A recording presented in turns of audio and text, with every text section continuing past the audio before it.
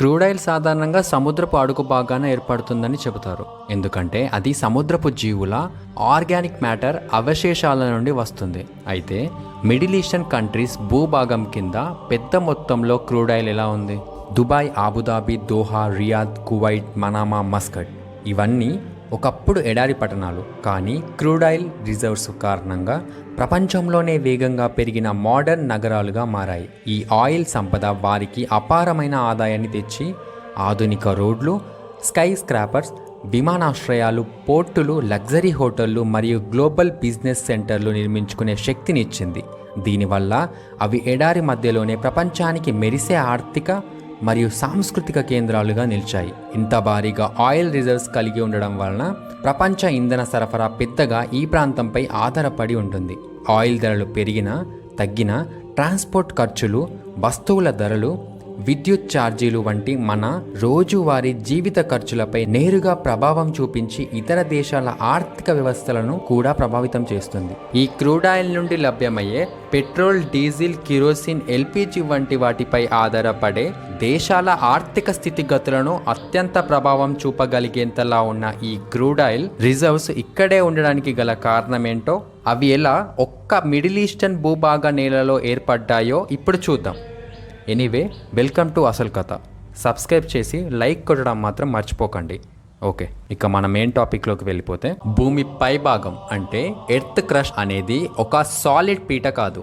ఇది పెద్ద పెద్ద రాళ్ళు ప్లేట్లుగా విభజించబడి కింద ఉన్న వేడి మాగ్మా మీద తేలుతూ ఉంటుంది. ఈ ప్లేట్లు మిలియన్స్ ఆఫ్ ఇయర్స్లో నెమ్మదిగా కదులుతాయి. సుమారు 200 మిలియన్ సంవత్సరాల క్రితం ఈ ప్లేట్ల కదలిక వల్ల పెంగ్వే అనే సూపర్ కాంటినెంట్ 2 భాగాలుగా విరిగింది. ఉత్తర భాగాన్ని లోరేషియాగా మరియు దక్షిణ భాగాన్ని గోండ్వానాగా పిలిచేవారు. ఈ 2 భాగాల మధ్య గ్యాప్ ఏర్పడింది. ఈ గ్యాప్ లో సముద్ర జలాలు చేరి తెథిస్ ఓషియన్ గా అయ్యింది. తెథిస్ ఓషియన్ లో ఆ కాలంలో సముద్రపు జీవులు, చేపలు, షెల్స్, ప్లాంక్టన్ మరియు చిన్న చిన్న సముద్రపు మొక్కలు చాలా బాగా పెరిగేవి. అవి చనిపోయి సముద్రపు కింద మట్టిలో కూరుకుపోయేవి. లక్షల ఏళ్ల పాటు కొత్త మట్టి, ఇసుక, ఖనిజాలు వాటి మీద పేరుకుపోయి ప్రెషర్ అండ్ హీట్ వల్ల ఆ జీవ పదార్థం నెమ్మదిగా క్రూడ్ ఆయిల్ మరియు నేచురల్ గ్యాస్ గా మారింది. టెక్టానిక్ ప్లేట్స్ల కదలిక వల్ల ఏర్పడిన ఒత్తిడి మరియు వేడి వల్ల ఆ జీవ పదార్థాన్ని క్రూడ్ ఆయిల్ గా మార్చింది. తర్వాత మళ్ళీ ప్లేట్ల కదలికల వల్ల తెథిస్ ఓషియన్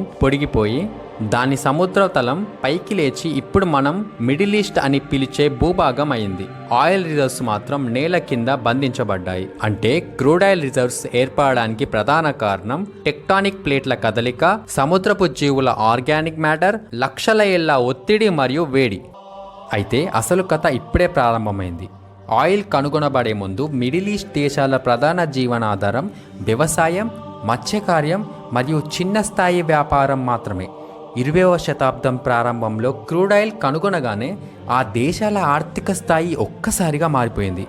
భారీ ఆదాయం, ప్రపంచ స్థాయి రోడ్లు, నగరాలు, విమానాశ్రయాలు, ఆసుపత్రులు నిర్మించడం కూడా జరిగిపోయాయి. మిడిల్ ఈస్ట్లో ఆయిల్ ఉన్నందువల్ల ప్రపంచ దేశాలు ఈ ప్రాంతం మీద ఆధారపడ్డాయి. అమెరికా, యూరోప్, ఆసియా దేశాలు మిడిల్ ఈస్ట్ ఆయిల్ కొనేందుకు సంబంధాలు పెంచుకున్నాయి.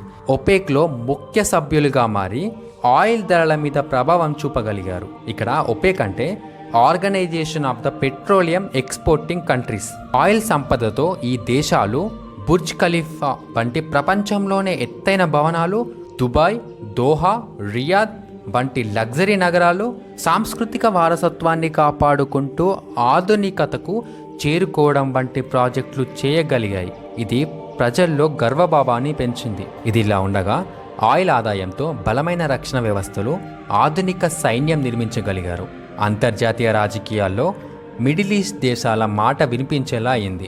ఇది ఇలా ఉండగా స్థానిక ప్రజలకు ఏకంగా ఉచిత వైద్యం, ఉచిత విద్య, సబ్సిడీలు కూడా అందించారు. ఇతర దేశాల నుండి లక్షల మంది వలస కార్మికులు వచ్చి ఉద్యోగాలు పొందడం, జీవన ప్రమాణం భారీగా పెరగడం కూడా జరిగింది. తెథిస్ ఓషియన్ కాలం నుండి భూమి కింద దాచబడిన క్రూడ్ ఆయిల్ 20వ శతాబ్దంలో మిడిల్ ఈస్ట్ దేశాల ఆర్థిక, రాజకీయ, సాంస్కృతిక రంగాల్లో విప్లవం తీసుకువచ్చింది. ఆయిల్ వాళ్లకు ధనం, శక్తి, గర్వం అన్నీ ఇచ్చింది.